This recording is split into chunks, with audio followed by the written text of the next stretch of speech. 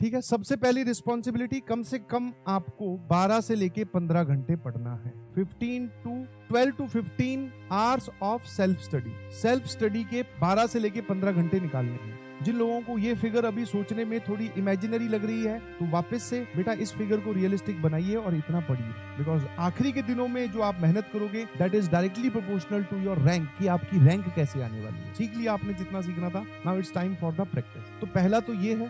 दूसरा, आप अपनी सेल्फ रिवीजन जारी रखिए। जिस भी प्लान पे आप थे वो रिवीजन आप जारी रखिए। बहुत सारे बच्चे जो है वो खुद रिवीजन करते हैं और खुद करनी भी है, बिकॉज हमने पढ़ा दिया। सेल्फ रिवीजन वाला प्लान जो है वो आप अपना जारी रखिए। दिन में जिस भी तरीके से आप आगे बढ़ रहे थे, जो भी आपके वीक टॉपिक या जैसे भी आप रिवाइज करते थे, उनको रिवाइज करते जाइए। वो तो चलेगा ही चलेगा। इसके साथ साथ ये वाली चीज एक्स्ट्रा चलने वाली है, जो कि आपकी परफॉर्मेंस को बूस्ट करेगी। क्या मेरी बात समझ गए? उसके बाद में आ जाइए, फिर बात आती है सर इसके बाद में हम क्या बोले। जो सबसे इंपॉर्टेंट बात है दैट इज टेस्ट। जो आपके टेस्ट हुए हैं या जो होने वाले हैं, उनको अटेम्प्ट करना इज वेरी मच कंपल्सरी। ये बात बहुत इंपॉर्टेंट है, और जो इसको समझ गया वो जानता है उसका क्या फायदा हुआ है जेईई मेंस फर्स्ट अटेम्प्ट में, जिन्होंने टेस्ट को सीरियसली दिया था। और जो टेस्ट को सीरियसली अभी भी नहीं लेंगे कि सर मैं एक बार रिवाइज कर लेता हूं, पहले कॉन्सेप्ट सीख तो लूं, फिर जब सवाल आएगा तब तो सॉल्व हो ही जाएगा। अगर आप अभी भी थॉट प्रोसेस में हैं तो भैया बहुत गलत सोच रहे हैं आप। बिल्कुल आप वहां जाकर एकदम ब्लैंक हो जाएंगे अगर आपको टेस्ट देना नहीं आता है तो टेस्ट अटेम्प्ट कीजिए। अब मान लेते हैं मोटा मोटी आपके पास 10 दिन बचे हैं, ठीक है। तो 10 दिन में आप कम से कम 10 टेस्ट दीजिए। मतलब सेकंड अटेम्प्ट से पहले आपको 10 टेस्ट देने हैं। अब चाहे वो रोज 1-2 या 2 दिन में 1-2 या 1 दिन में 2-2, मुझे उससे कोई लेना देना नहीं है। समझ में आएगी नहीं समझ में? मतलब समझ में आती है अच्छे से? तो टेस्ट जरूर देने हैं आपको, और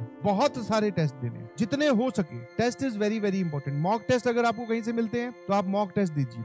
उसके बाद में सर कई बार क्या होता है कि हम किसी चैप्टर को जैसे छोड़ के जाते हैं, ठीक है। वीक चैप्टर्स की बात कर लेता हूं या स्किप्ड चैप्टर्स की बात कर लेता हूं। इसको आप बोल सकते हो दिस इज डार्क एरिया। ये सभी लोगों के लिए वैलिड है। डार्क एरिया मतलब कि सर हो सकता है किसी ना किसी सब्जेक्ट में कोई ना कोई टॉपिक या कोई चैप्टर हमारा वीक है। अब क्या करें सर? उस चैप्टर को, एक इच्छा तो होती है कि उस पर टाइम इन्वेस्ट करेंगे, इससे बढ़िया हम कोई और चैप्टर पढ़ लेते हैं, उसको छोड़ देते हैं। तो मेरी आपसे रिक्वेस्ट है कि उनको छोड़िए मत, उनको आप लास्ट में कैटेगराइज कर लो। जैसे कॉम्प्लेक्स नंबर कोई बच्चा अगर छोड़ने की सोच रहा है तो, और उन भी वीक चैप्टर्स में आप क्या करो, उनकी मिनिमम प्रिपरेशन जरूर करके जाइए। मिनिमम प्रिपरेशन मतलब जो बेसिक बातें हैं वो आपको पता होनी चाहिए। जैसे एक बहुत बड़ा एग्जांपल है solutions of triangle. Generally maximum बच्चे इस चैप्टर को स्किप करके जाते हैं, एसओटी को, और क्योंकि उसमें फॉर्मूले बहुत सारे हैं। बट फिर भी जो बेसिक फॉर्मूलाज है, sine rule, cosine rule, tangent rule, ये सब आपको पता होना चाहिए। हो सकता है सवाल वहां से फंस जाए।